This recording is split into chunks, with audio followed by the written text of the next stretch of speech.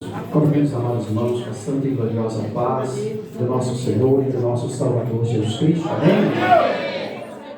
Estou alegre, em poder estar aqui mais uma vez com os nossos irmãos, participando desse grande trabalho, trabalho da juventude.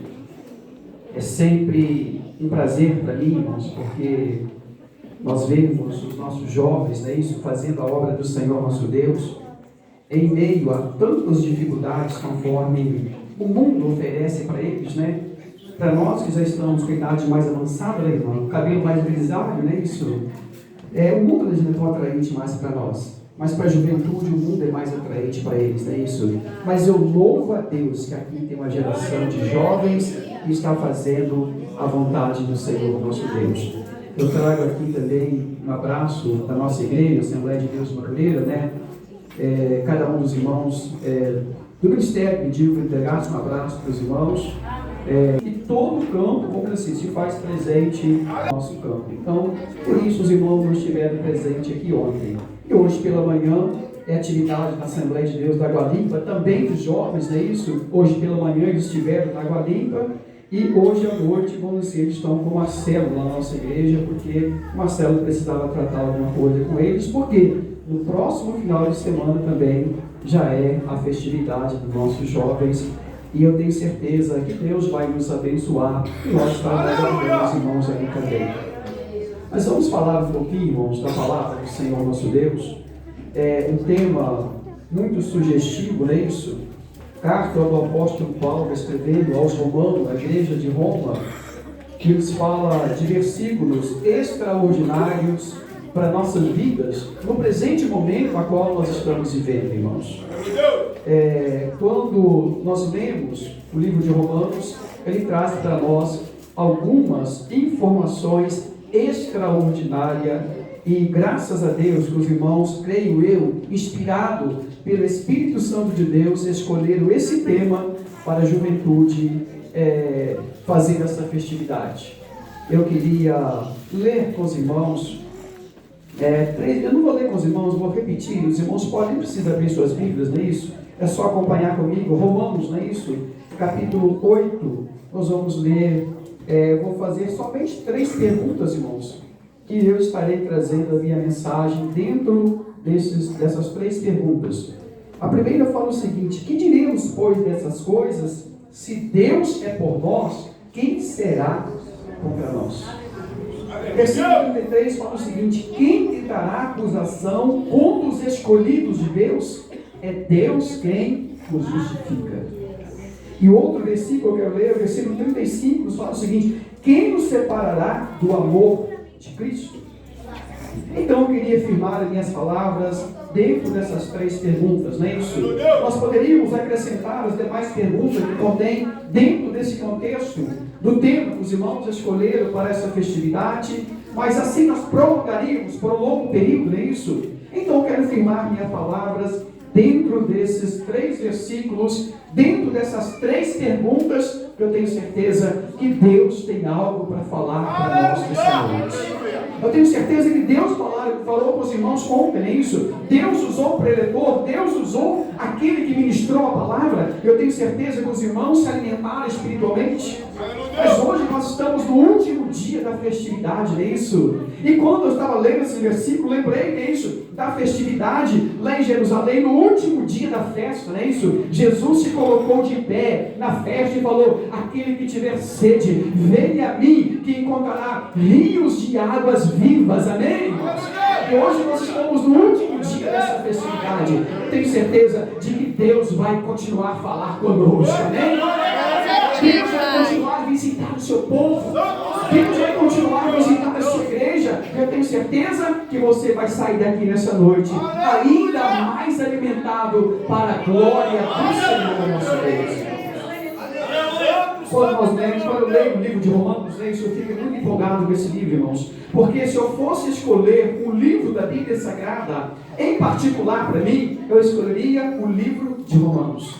Porque esse livro, meus amados irmãos, eu posso dizer, eu sempre falo com as minhas palavras, não é isso? São palavras minhas, não são palavras da Bíblia Sagrada. O livro de Romanos nada mais é do que, para mim, o Evangelho segundo escreveu Paulo. Mas só que de uma maneira mais evidenciada. Paulo escreve como se fosse o quinto Evangelho, mas traz para nós detalhes, explicação. E quando nós lemos a palavra do Senhor nosso Deus, irmãos, em livro de Romanos, não é isso? Nós encontramos elemento suficiente para a nossa salvação. E esse elemento, ele é todo detalhado e explicado pelo apóstolo Paulo. Então, o livro da minha preferência na Bíblia Sagrada, livro de Romanos, irmãos. E esse livro não é importante não só para mim, é para toda a igreja. Mas eu faço menção de alguns nomes, não é isso? Grandes heróis da fé, lá do passado, grandes pais da igreja, eles sempre traçaram também comentários a respeito do livro de Romanos, irmãos. Quando nós olhamos para dentro daquelas pessoas que foram pais na fé, quando nós olhamos o escrito de João Crisóstomo, não é isso? Esse homem falava o seguinte: o livro de Romanos ele deveria ser lido pelo menos uma vez por semana, em alta voz, para nós memorizarmos ainda mais a palavra do Senhor nosso Deus. Quando nós olhamos a vida do grande reformador Martinho Lutero, não é isso? Nós encontramos nas suas afirmações, nos seus escritos, não é isso? Ele fala o seguinte: olha, se não existisse sequer mais um livro da Bíblia Sagrada, se toda a palavra de Deus se resumisse na carta do apóstolo Paulo a escrever nos Romanos, seria o suficiente para a salvação das nossas almas. E quando nós lemos a vida de Lutero, não é isso, irmãos? Ele viveu uma grande decepção enquanto ele era ainda monge agostino na igreja romana. Ele viveu algumas decepções na sua vida. Ele viveu alguns momentos frustrantes na sua vida, porque nada preenchia o coração daquele homem. Embora ele está fazendo a obra do Senhor, entre aspas, não é isso? Embora ele está servindo ao Senhor nosso Deus, entre aspas, dentro da igreja romana, faltava algo no seu coração. E quando nós lemos a vida de Lutero, ele fala o seguinte, ele conta nos seus escritos, que um dia ele teve a oportunidade de achar a grande diferença na vida dele, aquilo que ele nunca tinha encontrado no local onde ele pregava a palavra do Senhor nosso Deus. Ele foi designado com uma comissão para ir para Roma, sair da Alemanha e ir para Roma. E quando ele foi designado para ir para Roma, ele achou o seguinte: agora eu vou achar lá em Roma, lá naqueles instrumentos, naqueles monumentos, não é isso? Que é onde eles falam, Deus se faz presente naquele local, então ali eu vou achar tudo aquilo que eu ainda não achei para a minha vida, não é isso? E quando ele chega em Roma, quando ele chega lá na Basílica, não é isso?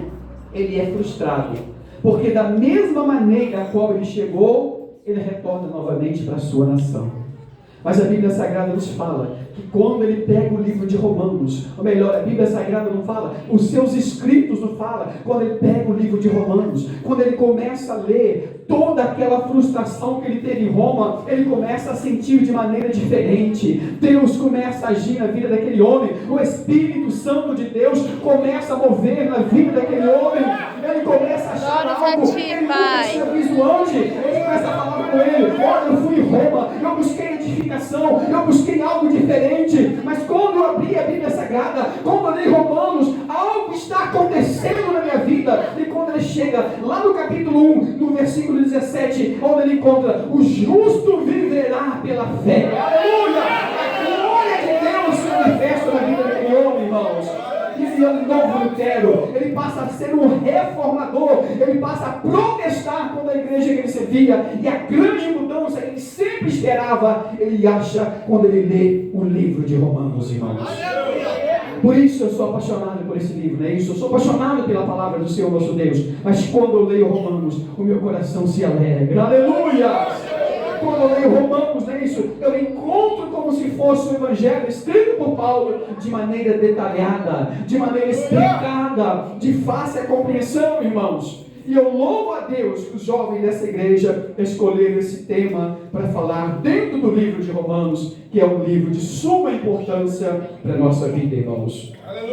Mas eu queria focar em minhas palavras, não é isso? Dentro desses 3 versículos que eu citei, eu queria falar com os irmãos, versículo 31. Que diremos, pois, dessas coisas? Se Deus é por nós, quem será contra nós.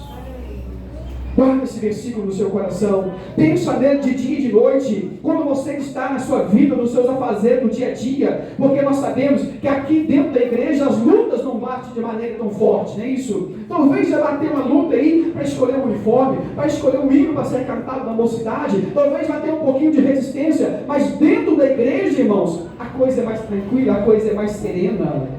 Mas você tem que lembrar desse versículo na sua vida cotidiana, lá no seu trabalho, lá na sua faculdade, lá nos momentos mais difíceis da sua vida. Você tem que lembrar, olha, se Deus é por mim, quem será contra mim? Aleluia!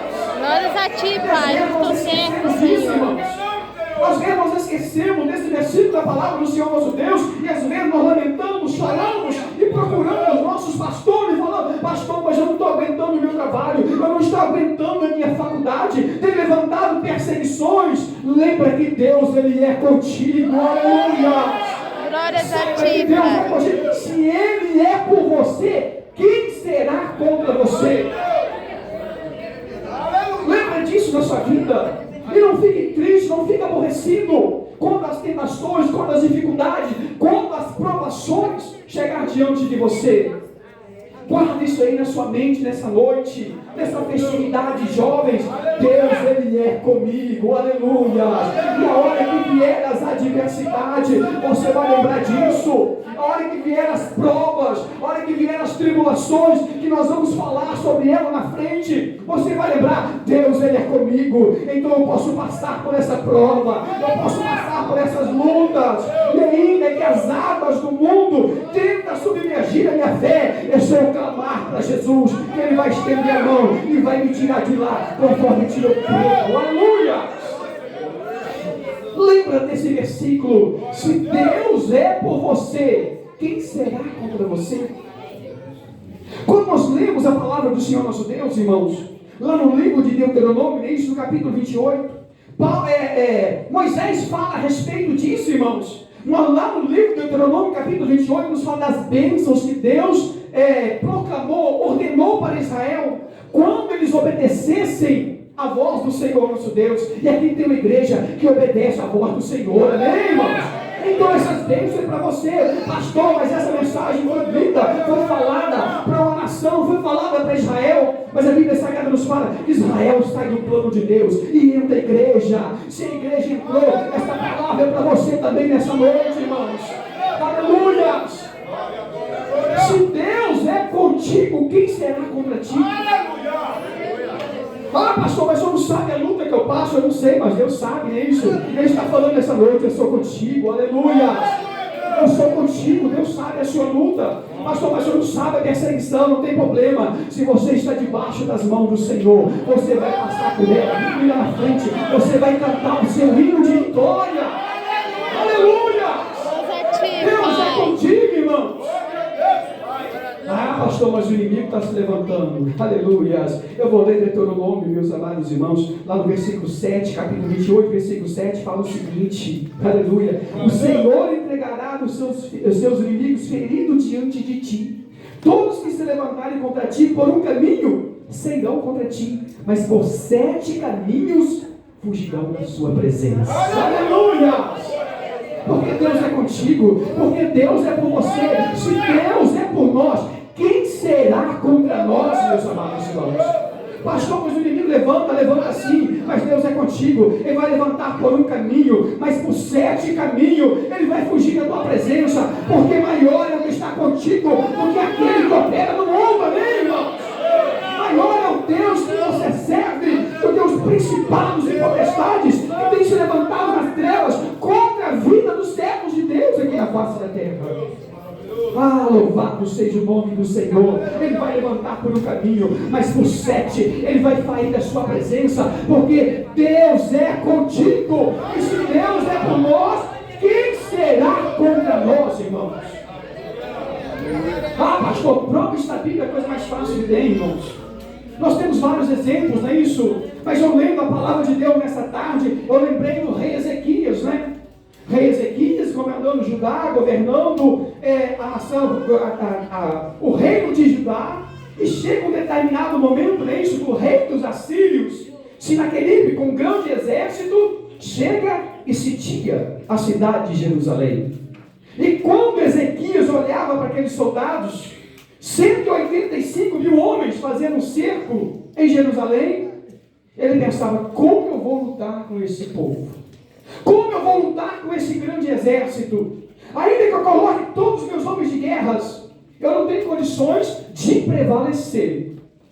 E a Bíblia Sagrada nos fala que Senaqueribe, nem isso, ele desafiava todos os dias a nação de Israel. Ele manda recado para o rei Ezequias: olha, é muito fácil, é só você se render. É muito fácil, é só você se entregar. Não precisa ter batalha. Não precisa nós batalharmos. É só você se render, que nenhum soldado vai ser ferido. Não vai ter morte, não é isso? Nenhuma esposa de soldado vai ficar viúva com seus filhos em casa. Renda-se. E aquele homem resistindo e acreditando no Senhor nosso Deus. Mas chega um determinado momento que ele escreve uma carta, isso, ousada, para Ezequias, e fala: olha, Ezequias, todas as nações que nós conquistamos, eles falaram a mesma coisa. O Deus deles iria proteger e nós não os dominaríamos. Mas sabe o que aconteceu, Ezequias? Nós passamos por todas aquelas terras. E todas aquelas pessoas que acreditavam nos seus deuses, hoje elas estão derrotadas. Os seus templos foram derrubados. Os seus deuses foram queimados. E vai acontecer a mesma coisa. Nós entraremos, dominaremos a sua cidade, o seu Deus será derrotado, o seu templo será queimado. E como rei Ezequias, ele pega aquela carta, ele fala: esse homem não está falando somente contra o meu reinado, ele está falando contra o Senhor nosso Deus. Ele entra no templo e ora e apresenta aquela carta a Deus. E a Bíblia Sagrada nos fala que aquela derrota foi decretada naquele momento, quando ele apresentou aquela carta a Deus. E a Bíblia Sagrada nos fala que o anjo do Senhor destruiu 185 mil homens, e o nome de Deus foi glorificado. Se Deus é conosco, quem será contra nós? Aleluia! Pô, irmãos, às vezes nós ficamos lamentando com tantas coisas, não é isso? E esquecemos que nós temos um Deus que nos guarda, um Deus que nos protege, um Deus que está conosco todos os dias da nossa vida. E a palavra do Senhor nos fala: aonde eu colocar a planta dos meus pés, aleluia, eu serei uma bênção. Oh, glória! É porque Deus é contigo. Por onde quer que você for, aonde quer que você colocar a planta do seu pé, você fala: eu sou abençoado, porque Deus é comigo. Eu vou ser próspero no meu trabalho, lá na minha sala de aula, eu serei luz, eu serei sal para aquele povo, aleluia! Porque eu sou bonitinho, não. É porque tem um Deus que é comigo, aleluia! Se Deus é por nós, quem será contra nós? Mas às vezes nós esquecemos disso, né? Mas graças a Deus que essa juventude escolheu esse tema dentro desse contexto, irmãos, para mostrar para nós que aonde quer que nós estivermos, Deus sempre vai estar ao nosso lado. Se Deus é por nós, quem que é esse filho do cão que quer roubar a minha bênção, quer roubar a minha vitória? Ah, irmão, ele vai levantar por um caminho, mas se você estiver debaixo das mãos do Senhor, se você estiver na presença do nosso Deus Altíssimo, ele vai levantar por um caminho, mas por 7 vai fugir da tua presença. Lembra, Deus é maior na sua vida. Aleluia! Não tenha medo das provas, não tenha medo das dificuldades, não tenha medo das lutas, das batalhas. Porque só teremos vitória quando nós lutamos com Deus ao nosso lado. Aleluia! Lembra desse versículo? Vamos passar mais à frente um pouquinho aqui, irmãos. Quando nós estamos com o Senhor nosso Deus, irmãos, com Deus ao nosso lado, com coragem, com confiança, nós podemos tudo no Senhor nosso Deus. Isso não são palavras minhas, é palavra do Senhor nosso Deus. É palavra das Escrituras Sagradas. Quando nós estamos em Deus, debaixo das mãos do Onipotente, pode ter certeza, irmãos, nós podemos todas as coisas naquele que nos fortalece. Deus, Ele é contigo. Deus está ao seu lado. Deus fez, através do Espírito Santo, uma habitação dentro de você. O seu coração, o seu corpo é templo do Espírito Santo de Deus. Aleluia! nos coloca numa situação privilegiada. As adversidades vêm, os limites se levantam. Senhor. Mas dentro de mim tem o Espírito Santo. E esse Espírito Santo, ele me faz forte todos os dias. Ele me faz lembrar, se Deus é por nós, quem será contra nós? Aleluia. Vamos voltar a Bíblia um pouquinho, né? Isso lá no profeta Isaías. Vamos meditar na palavra do Senhor nosso Deus, capítulo 41. Vamos ler 3 versículos para a nossa meditação. Nos fala o seguinte: Tu, porém, Israel, servo meu, tu, Jacó, a quem elegi, descendência de Abraão, meu amigo, tu, a quem tomei desde os fins da terra, e te chamei dentre os mais excelentes. Aleluias! Eu te chamei dentre os mais excelentes. Pastor, mas eu voltou na mesma situação. Essa palavra foi falada para uma nação. Israel não está aqui mais. Quem é o povo de Deus? É a igreja do Senhor. São lavados e remidos no sangue do Cordeiro. Saiba, jovem, você que está aqui, Deus te escolheu entre os mais excelentes e te fez servo dele aqui na presença do Senhor, aqui nesse tempo de adoração. Deus nos escolheu, irmãos, entre os mais excelentes. Quantas pessoas mais sábias do que eu, quantas pessoas mais entendidas do que eu, mas eu prove Deus colocar eu à frente da Assembleia de Deus de Madureira, apacentando aquele rebanho. Amém, irmãos?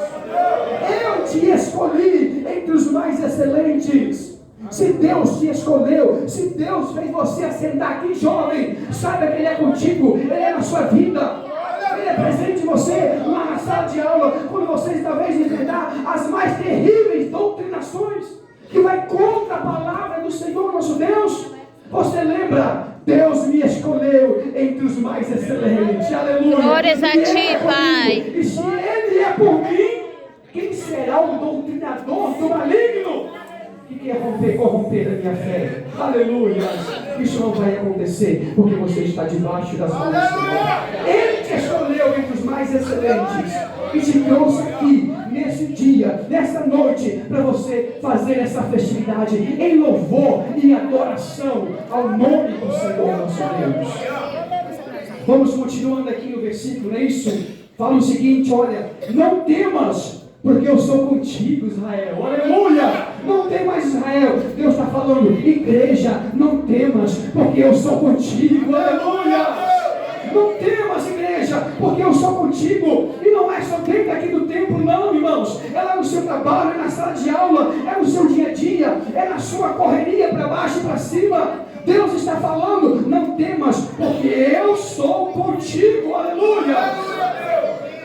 E Deus continua falando nisso. Não te assombres, porque eu sou o Senhor teu Deus. Não se assombre, não se assusta, não é isso? E quantas das vezes nós entramos em algumas situações que nós ficamos até um pouco apavorados, isso é verdade. Faz parte da natureza carnal, faz parte do nosso homem, meus amados irmãos. E às vezes nós assustamos, mas a palavra de Deus nos fala: não temas, porque eu sou contigo. Não te assombres, porque eu sou o Senhor teu Deus. Eu te ajudo, eu te esforço, eu te sustento todos os dias na destra da minha justiça. Aleluia! Glórias a ti, Pai. Louvado seja o nome do Senhor nosso Deus, irmãos. Eu te ajudo, eu te sustento todos os dias na destra da minha justiça. Não se assombre, não se perturbem, ainda que o vento se levanta, ainda que a dificuldade apareça, ainda que a tempestade chegue na sua vida, não te assombres, porque eu sou o Senhor teu Deus, e eu te escolhi entre os mais excelentes da face da terra. E você não é covarde, você é um lutador, você é um guerreiro, não é isso? Que todos os dias proclama o nome do nosso Senhor e do nosso Salvador Jesus Cristo. Se Deus é por mim, se Deus é por nós, irmãos, quem será contra nós? Lembra-se, ele vai levantar por um caminho, mas Deus é maior na sua vida. Ele vai fugir por 7. A hora que ele vê a glória do Senhor, a hora que ele vê o resplendor do Senhor no seu rosto, não é isso? A hora que ele sentir a presença do Espírito Santo, aleluia! Glórias a ti, Pai. Irmãos, Tô ele vai bater em certo, Senhor. retirada, porque maior é o que está contigo do que aquele que opera no mundo. Se Deus é por nós, quem será contra nós? Mas vamos passar para frente, não é isso? Vamos para a próxima pergunta. Quem te dará acusação contra os escolhidos de Deus? É Deus quem os justifica. Quando Paulo está escrevendo essas palavras à igreja de Roma, não é isso? Paulo está falando de um sentido jurídico. Que Paulo conhecia a lei judaica. Paulo era doutor da lei judaica. Paulo também era doutor da lei romana. E quando Paulo estava falando essas palavras para a igreja de Roma, não é isso? Claro que inspirado pelo Espírito Santo de Deus, Paulo falava o seguinte: quem vai tentar acusações contra você? Porque é Deus que os justifica. E quando lembramos dessas palavras, não é isso? Nós podemos fazer um paralelo com a nossa justiça no Brasil. Nós temos justiça em primeira instância, segunda instância e terceira instância. Mas se nós fôssemos julgados por justiça como essa, nós estaríamos ouvindo tanto em primeira, segunda e terceira, porque nós temos um Deus que nos justifica. Pastor, mas eu sou perfeito? Ninguém é perfeito. O único perfeito é Deus. Mas a partir do momento que você levantou as mãos, aceitou a Jesus Cristo como Salvador, nós somos ainda sujeitos à falha, mas a partir desse momento, nós somos justificados diante de Deus pelo nosso Senhor e Salvador Jesus Cristo. Quem tentará acusação contra os escolhidos de Deus? É Deus que te justifica, irmãos. É bem verdade que não somos perfeitos. É bem verdade que não somos o bambambam de todas as coisas, mas a partir do momento que eu aceitei a Jesus, que eu vivo a minha vida pautada dentro da palavra de Deus, mediante as adversidades, mediante as acusações do inimigo de nossas almas, mesmo assim eu estou justificado diante do meu Deus, porque é Deus que me justifica. Aleluia! Louvado seja o nome do Senhor nosso Deus, irmãos. Nós poderíamos falar tanto exemplo da Bíblia Sagrada, é isso. Nós vamos relembrar daquela mulher, não é isso? Que está lá relatado nos Evangelhos. Uma mulher que foi pega num ato de adultério e foi levada até a presença de Jesus. E chega ali, aqueles anciões, o povo, não é isso? Acompanhado de outras pessoas doutradas na lei romana, na lei judaica, não é isso? E fala: olha, Jesus, a lei de Moisés fala que essa mulher tem que ser apedrejada. Ela foi pega no ato da flagrância, no adultério, não é isso? E nós trouxemos ela diante do Senhor. E o Senhor vai decidir a vida dessa mulher. A Bíblia nos fala que Jesus continuou na mesma posição. Continuou fazendo a mesma coisa com o seu dedo, não é isso? E isso trouxe uma certa irritação àquelas pessoas. Eles cobraram Jesus não vai tomar postura. Nós trouxemos a mulher, contamos o fato e nós estamos aguardando do Senhor uma resposta. E Jesus vira para aquelas pessoas e fala: aquele que não tem pecado pode atirar a primeira pedra. E a Bíblia Sagrada nos fala que foi saindo um a um, começando pelos mais velhos. E aquela mulher chegou: Jesus, o que vai ser de mim? Ele falou: cadê os seus acusadores? Ela falou: todos foram embora. E Jesus falou: eu também não te acuso, vai e não peques mais. Você pecou, mas agora está justificada. Jesus compreendia o arrependimento no coração daquela mulher, irmãos. Aleluia! É Deus quem nos justifica. Aquela mulher pode ter falado: olha, aconteceu no ano passado, vocês fizeram tudo isso, mas agora eu aceitei a Jesus, eu estou justificada do meu erro diante do Senhor nosso Deus. É Deus quem nos justifica, irmãos. E quantas vezes, não é isso? Nós tropeçamos, nós somos humanos, isso acontece. E às vezes nós ouvimos a frase, né? Opa, peraí, você não é crente? Isso é fato, isso é realidade. Mas você pode ter certeza: olha, eu até errei, eu até tropecei, eu não deveria ter falado, eu não deveria ter agido dessa forma, mas pode ter certeza que o meu Deus, Ele me justifica diante de Ele. Amém, irmãos? Quem tentará acusação contra os escolhidos de Deus? O inimigo vai te acusar todos os dias. Essa é a função dele. Para isso ele veio ao mundo. Mas se você estiver obedecendo a palavra do Senhor nosso Deus, Deus te justificará. Amém, meus amados irmãos? Vamos passar mais à frente um pouquinho, não é isso, irmãos? Vamos para a terceira pergunta, né? Quem nos separará do amor de Deus? Quem pode nos separar do amor de Deus? Essa talvez seja a pergunta mais importante dentro desse contexto. Os irmãos escolheram o texto para ser o tema dessa festividade. Quem nos separará do amor de Deus? O texto fala a respeito da tribulação.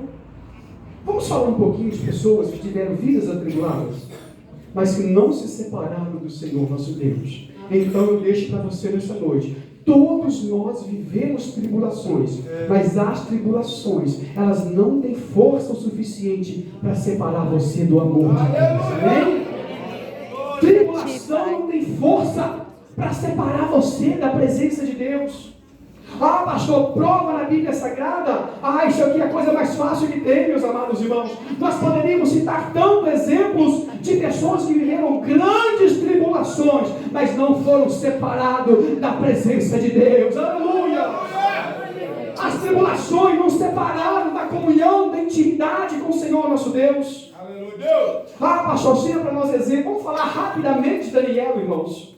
A Bíblia Sagrada nos fala que o reino de Judá foi dominado pela Babilônia, não é isso? O rei Nabucodonosor, com o seu exército todo poderoso, o exército bambambam da época, não é isso? Derrotou Israel, derrotou Judá. Ah, pastor, mas o senhor falou, se Deus é com nós, ninguém vai derrotar. Mas Judá saiu da presença do Senhor nosso Deus. E Deus permitiu, amém, irmãos? Amém. A conquista de Judá foi permissão de Deus pela desobediência de Israel, irmãos.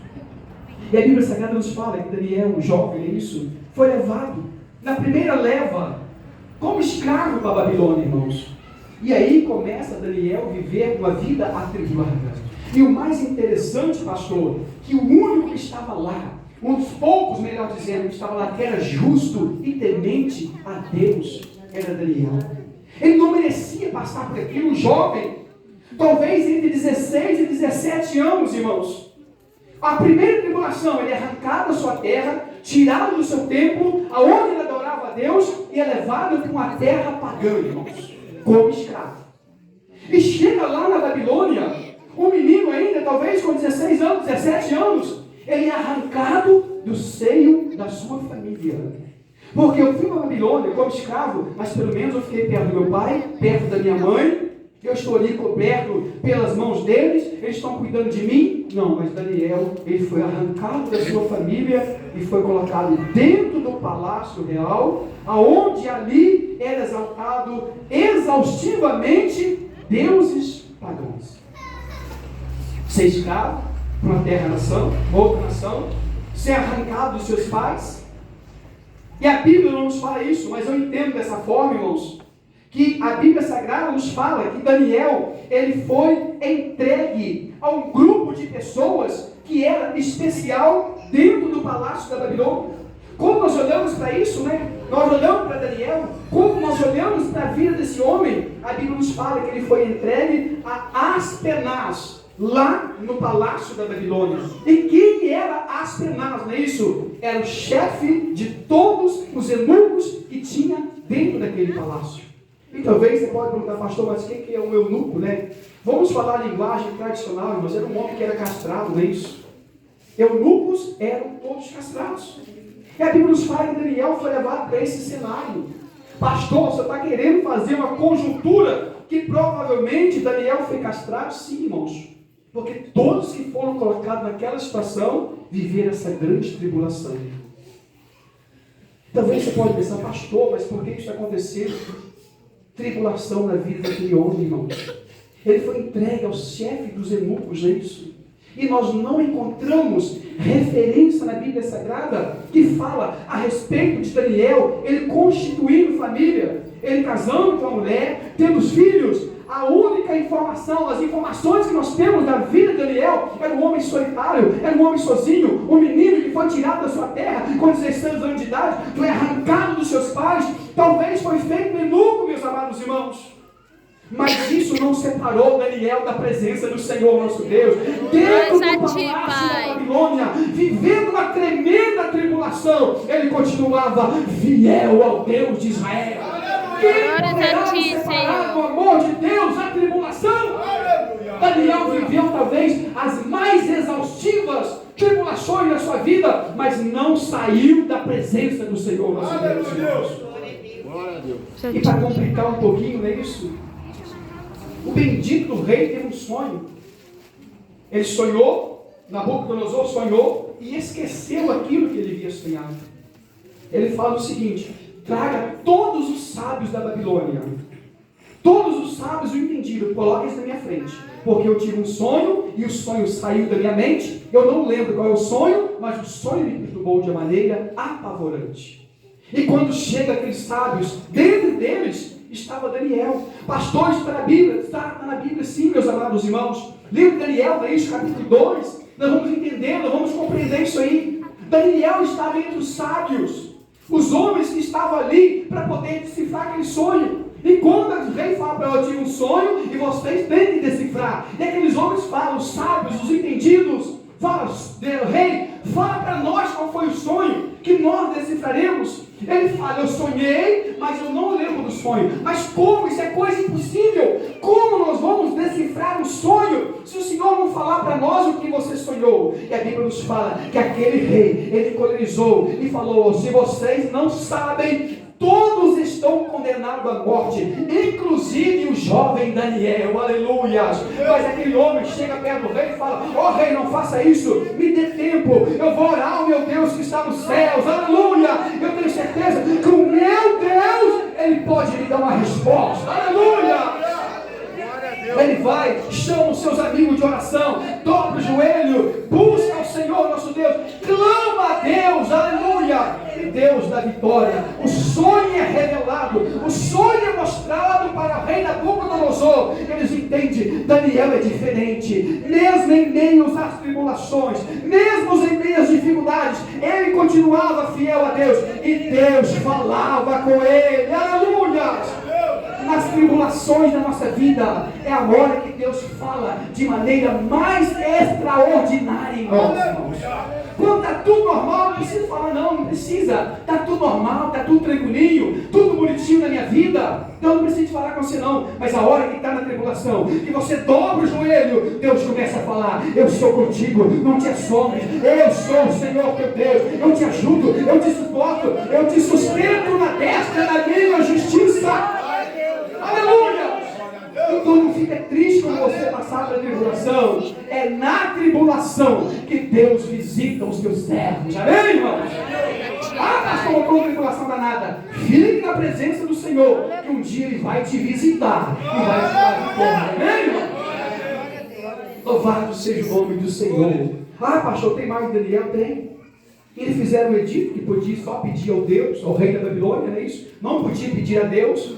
Justamente para pegar Daniel. E Daniel entra, continua orando ao Senhor 3 vezes o dia, com o rosto virado para Jerusalém. O edito de pedir tudo ao rei não serviu para Daniel. E falaram, Daniel, você passou por tudo isso, mas agora também você vai ser jogado na cova dos leões. E o rei se apavorou com aquilo e falou, olha Daniel, vá, talvez o Deus que você serve, Ele te proteja da boca dos leões. Se Deus é contigo, aleluia, ainda que você caia na cova dos leões, pode ter certeza que o Deus que você serve, Ele vai contigo, aleluia. E se for preciso, Ele fecha a boca do leão, conforme fechou para Daniel, irmãos. E quando chega pela manhã, o rei vai correndo e grita de longe, Daniel, servo do Deus Altíssimo, porventura o seu Deus te livrou da boca do leão? Lá naquela cova tem uma voz, vive, ó rei, Deus enviou o anjo e a boca do leão ficou fechada à noite toda. Aleluia! Mesmo em meio às tribulações, Daniel ficou presente, firme na presença do Senhor nosso Deus.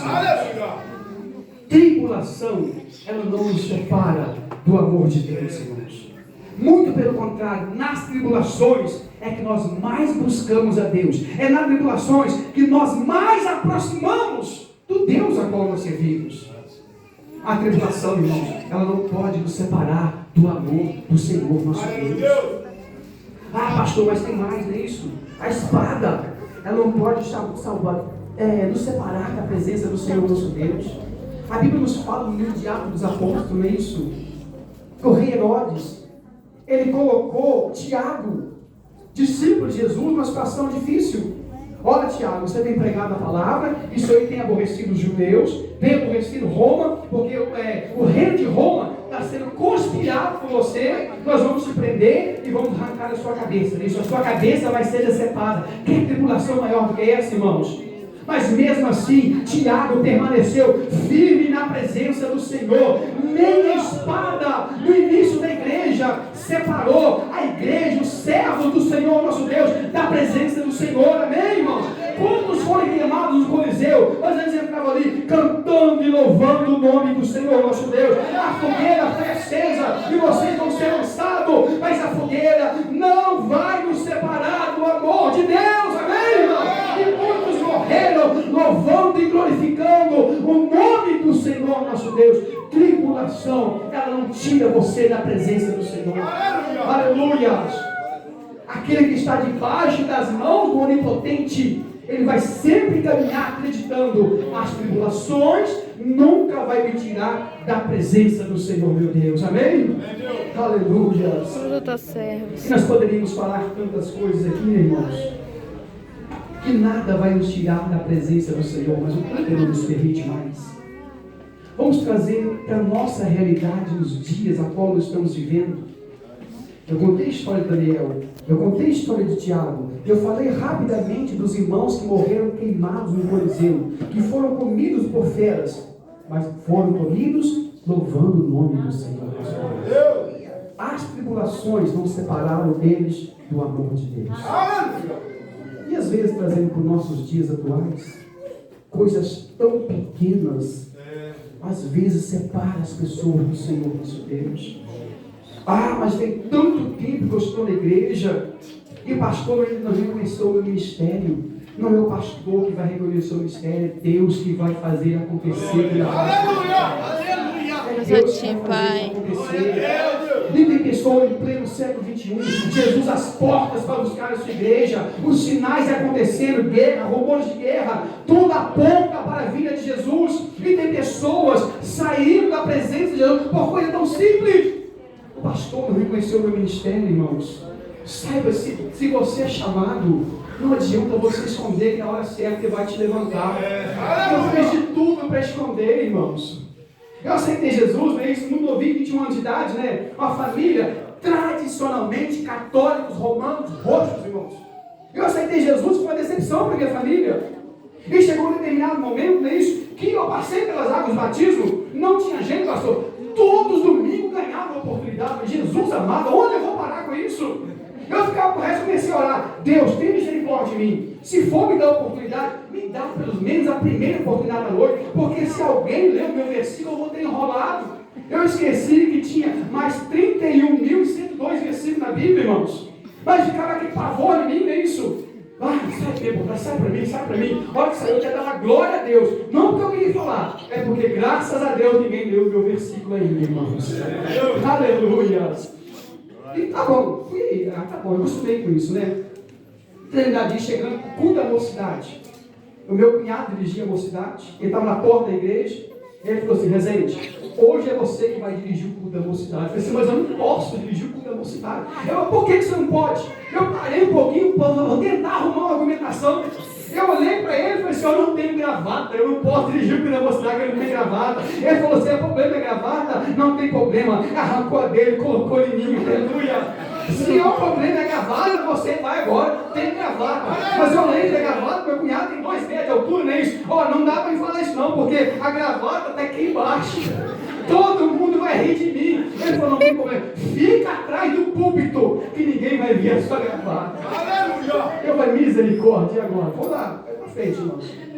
E graças a Deus, irmãos, eu nunca mais parei nisso. Nunca mais parei, irmãos. Eu nunca quis ser, mas Deus me chamou. Eu nunca sonhei em ser diácono, não é isso? Um determinado dia, chega o meu pastor perto de mim e fala: olha, meu filho, tem 1 ano que nós estamos te observando. 1 ano que o nosso pastor presidente colocou você na prova. E foi você aprovado, você vai ser consagrado diácono. Eu falei assim: diácono, tá bom, não é isso? Vou cuidar do tempo, abrir a igreja, limpar o banheiro. Tá tranquilo, tá fácil. Ser diácono é bom, ele tá glória. Se eu fosse escolher um carro, eu queria ser diácono hoje, tá, irmãos? E eu falei: tá bom, ser diácono tá bom, não é isso? Mas só não fica consagrado diácono. E quando chegou, o pastor falou o seguinte: agora você é diácono, você vai dirigir a congregação da pedreira. Eu falei assim: misericórdia, eu achei que eu ia cuidar do tempo, pastor. Não, mas você vai dirigir a congregação da pedreira. Irmãos, e quantos demônios se manifestaram naquilo? Misericórdia, irmão. Tem um dia nós terminamos um culto, irmãos, demônio naquela igreja, oramos, Deus nos repreendeu. Na hora de nós ir embora, chegou alguém, chamado de pastor, é diácono: pastor, vai lá em casa, olha para o meu marido, está acontecendo uma coisa estranha com ele, vai lá, socorre ele agora, pastor. Saiu eu com a minha esposa andando, não é isso? Tinha uma construção, tinha dado uma chuva, parecia que tinha caído até canivete, irmão, uma chuva, um barro danado. Lá vai nós andando, quando eu penso que não, minha esposa bate um pé numa fundação de construção, irmãos, quase 1 metro de buraco, cheio d'água. A minha esposa caiu: me socorre! Me socorre, não está afogando não, moleque. Me falou na cintura para ficar tranquilo, não é isso? E assim foi a minha vida de diácono, irmãos. Nunca quis ser diácono, é isso. Depois o pastor chega e diz: olha, tem 2 anos que eu estou te observando. E o pastor, nosso presidente, chamou: você vai ser consagrado ao presbitério. Mas só que não aconteceu dessa forma não, irmãos. Estava trabalhando numa festividade, carnaval, os irmãos sabem como é que é a promiscuidade do carnaval, é isso? E nós tivemos que fazer uma intervenção para a contenção da prisão, irmãos. E abençoado uma mulher fantasiada, tudo com placa, tudo quanto é coisa na cara dela, é isso. Abraçou em mim e sujou minha roupa de baixo e cima, não é isso? Cheguei em casa, tudo na cara de batom. Cheguei, fui dormir, coloquei minha roupa para lavar. 11 horas da manhã eu acordei, a minha esposa falou assim: que bonitinho, hein? Eu falei assim: opa! Ela tá feliz comigo, né? Eu saí de bonitinho, mas nem tanto. Estou falando da sua roupa. Aí eu olhei: é verdade. Ela falou: não tem problema não. Mesmo assim, com a sua roupa machada de batom, o pastor mandou falar que na próxima reunião do ministério você vai ser consagrado por Espírito. Aleluia! Mas eu nunca quis, irmãos. E assim foi a minha vida inteira. Se Deus tem um chamado na sua vida, pode ter certeza, não é o pastor que vai te levantar, vai ser Deus que vai colocar na sua presença.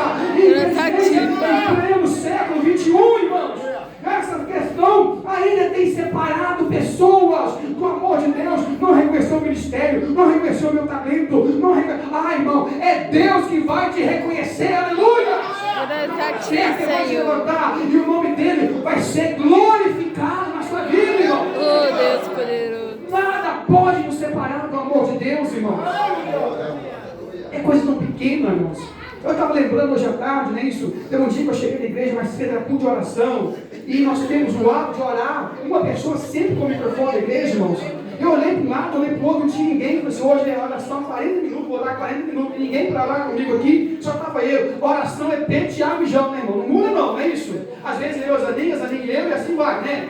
Mas nós estávamos ali para orar, irmãos, e orando, pedindo a Deus, intercedendo pela igreja. Chega no final do culto, chega a irmã perto de mim e fala assim: olha, pastor, eu estou extremamente constrangido com a oração do Senhor. Eu disse: misericórdia. Irmão, eu estou falando da igreja. Não, mas eu senti que na sua oração você estava falando para mim. E isso me constrangiu. Irmão, que dificuldade é aquela pessoa permanecer na presença do Senhor. Eu estava orando: Deus abençoa pessoas que têm cargos, que têm funções, eles precisam ter responsabilidade, eles precisam ter compromisso. É essa a minha oração, irmãos. E a pessoa ficou constrangida, queria sair da presença do Senhor, mas aqueles que é chamados pelo Senhor nosso Deus, as dificuldades do mundo, essas coisas tão banais, não separa você da presença do Senhor nosso Deus. Quem nos separará do amor de Deus? A tribulação, a nudez, a altura, nada nos separa, porque Deus, Ele é conosco, irmãos. E a única maneira de eu me separar da presença de Deus é se eu quiser. Nem o diabo pode me tirar da presença de Deus, porque Deus é maior na minha vida. Aleluia!